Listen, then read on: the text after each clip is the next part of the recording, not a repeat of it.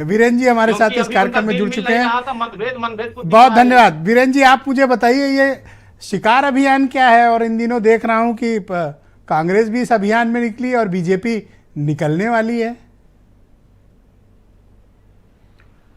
देखिए, बीजेपी ने अपने जिला अध्यक्षों को और संगठन के लोगों को कहा है कि आपके जिले में जो विपक्षी दलों में इम्पॉर्टेंट नेता हैं उनकी सूची तैयार करिए, और जो लोग असंतुष्ट हैं और पार्टी बदल सकते हैं उन पर बातचीत करिए और उनको पार्टी में लाया जाए, प्रभावशाली लोगों को। ये तो उनकी एक तैयारी है। लेकिन ब्रजेश जी, उत्तर प्रदेश में विपक्ष में ज़्यादा कुछ बचा नहीं है। अगर समाजवादी पार्टी को छोड़ दिया जाए तो कांग्रेस के पास भी बहुत ज़्यादा नेता नहीं है और बसपा के पास भी बहुत ज़्यादा नेता नहीं है। बसपा वाले नेता तो आधे पहले सपा में चले गए हैं, आधे भाजपा में चले गए हैं। अब आप देखिए, बाबू सिंह कुशवाहा, नसीमुद्दीन सिद्दीकी, स्वामी प्रसाद मौर्य और इंद्रजीत सरोज, लालजी टंडन, रामअचल लालजी वर्मा, रामअचल राजभर, और उसके बाद ब्रजेश पाठक तो देखिए वो मुख्यमंत्री हैं, नंदी हैं, ये भी बसपा में थे, ये मिनिस्टर हैं अब भाजपा सरकार में। तो बचे कितना है? अब खाली वहाँ मायावती का भतीजा है और दूसरा सतीश चंद्र मिश्रा है। तो बीजेपी किसको तोड़ेगी? अब यही एक दो बचते हैं। उसके बाद कांग्रेस की बारी आती है। कांग्रेस में अल्लाह दे के एक प्रदेश अध्यक्ष है, वो भी पदेन, जो रहता है उतने देर तक उसका जलवा। बाकी और नेता तो सब पहले ही जा चुके, जितिन प्रसाद, आरपीएन सिंह। अब कांग्रेस में क्या बचा है? झाड़ू बहाड़ू लगाने के लिए लोकसभा चुनाव आता है तो थोड़ा भीड़ भाड़ बढ़ जाती है। रही बात समाजवादी पार्टी की, तो असली टक्कर तो देखिए यहाँ पर कांग्रेस, समाजवादी पार्टी और भाजपा की होगी। लेकिन जो इंडिया गठबंधन बना और उसमें जो बिखराव होने की एक मैसेज चला गया, उसका नुकसान तो देखिए हो गया। उसकी भरपाई अब मुश्किल है, और ये कांग्रेस की नादानी से हुआ कि प्रदेश के नेताओं की नादानी से हुआ, कहीं ना कहीं हुआ जरूर। अब भाजपा में एक ही संभावना है कि जब से महिला बिल आया, ये कह रहे हैं कि हम महिलाओं को इस बार टिकट ज़्यादा देंगे। तो जो वर्तमान में सांसद हैं, क्या उनके कुछ टिकट कटेंगे? अगर कटेंगे तो कुछ नेता वहाँ जाएंगे, और बाकी अगर जिलों के और बड़े नेता को तोड़ोगे तो उनको दोगे क्या? वो आएंगे, सबको राज्यसभा टिकट तो मिल नहीं सकता। तो कोई एमएलसी चाहेगा, कोई राज्यसभा चाहेगा, कोई आगे मंत्री पद चाहेगा। विधायक वर्तमान का तो जो आएगा उसको सदस्यता गंवानी पड़ेगी। और दारा सिंह चौहान के हश्र देख के अब सदस्यता से इस्तीफा दे के चुनाव लड़ने बहुत कम लोग आएंगे। ये भी एक बड़ी समस्या है।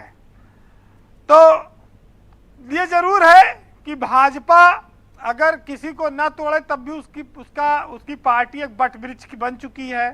उनके पास अनुप्रिया पटेल का गठबंधन है, निषाद हैं, अब ओम प्रकाश राजभर भी उनके साथ आ गए हैं। कोई कमी नहीं है डाली पे और दो चार आदमी बैठाने की। डाली वैसे इनकी फली फूली है। ये जरूर है कि भाजपा में पिछले दिनों में कुछ बदलाव आया जब सुनील बंसल संगठन मंत्री थे, कि जिन नेताओं से वादा करके पार्टी में लाया गया उनको पद दिया गया, उनके साथ धोखा नहीं हुआ।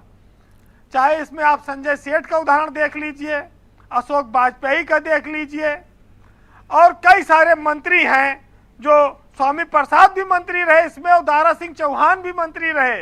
इनको भी बंसल के जमाने में ही लाया गया था। लेकिन इधर थोड़ा वादा खिलाफी या कह सकते हैं अब लेट हो रहा है ओम प्रकाश राजभर के मामले में। 5-6 महीना बीत गया, मंत्री पद का इन्होंने आश्वासन दिया था, लेकिन अभी तक भाजपा उसको पूरा नहीं कर पाई, और घोसी का चुनाव हारना शायद ये उनके लिए ज्यादा नुकसान कर गया। ब्रजेश जी, इंडिया गठबंधन की रार ने बीजेपी के लिए रास्ता थोड़ा आसान किया है। अब सुरेंद्र राजपूत जी बार बार कहते हैं कि बस 5 राज्यों के रिजल्ट आने दीजिए, फिर हम यूपी में एक हो जाएंगे।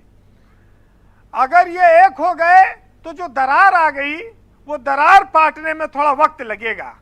बाकी तो एक सज्जन आज मिले थे, कह रहे थे कि जिस तरह से बीजेपी ने पूरे देश में कांग्रेस को तोड़ दिया है, धीरे धीरे बीजेपी का कहीं कांग्रेसीकरण ना हो जाए, क्योंकि जितने कर्मठ और बीजेपीएन थे उनका महत्व तो ज़्यादा बढ़ा नहीं।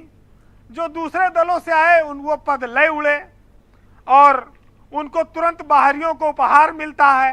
तो बोरा बिछाने वाले लोग आज भी एहसास में हैं कि शायद हमारा नंबर आ जाए, कुछ दिनों बाद हमारा नंबर आ जाए। तो कहीं दूसरे दलों को तोड़ते तोड़ते अपने मूल कार्यकर्ता ही निराश ना हो जाएं, ये भी देखना है। वैसे राजनीति में सबको संतुष्ट करना जिंदा मेढक तराजू में तौलने की तरह माना गया है, क्योंकि एक को बैठाओगे तराजू में, दूसरा उछल के बाहर हो जाएगा। तो ये कभी पूरा हुआ नहीं, लेकिन भाजपा लोकसभा के लिए पूरी ताकत लगाएगी, इसमें कोई शक नहीं। अब विपक्षी दल कितने सतर्क हैं। अब आरएलडी में तो खाली जयंत चौधरी ही हैं, एक ही नेता है। अगर वही टूट जाए तो पार्टियां चली जाए पूरी। छोटी पार्टियों में एको नेता अगर तोड़ देंगे तो उनके पास कहाँ क्या बचेगा। तो ये तो आने वाले वक्त में पता चलेगा। लेकिन फूट डालो राज करो की नीति आई, पार्टी तोड़ो राज करो की नीति आई, तमाम बार विधायक तोड़कर सरकारें बनाई गई और हर दौर में कहा गया कि भाई लोगों का हृदय परिवर्तन हुआ, लोग लोकतंत्र की मजबूती के लिए आते और जाते हैं, अपना फायदा उसमें ज़्यादा नहीं होता है।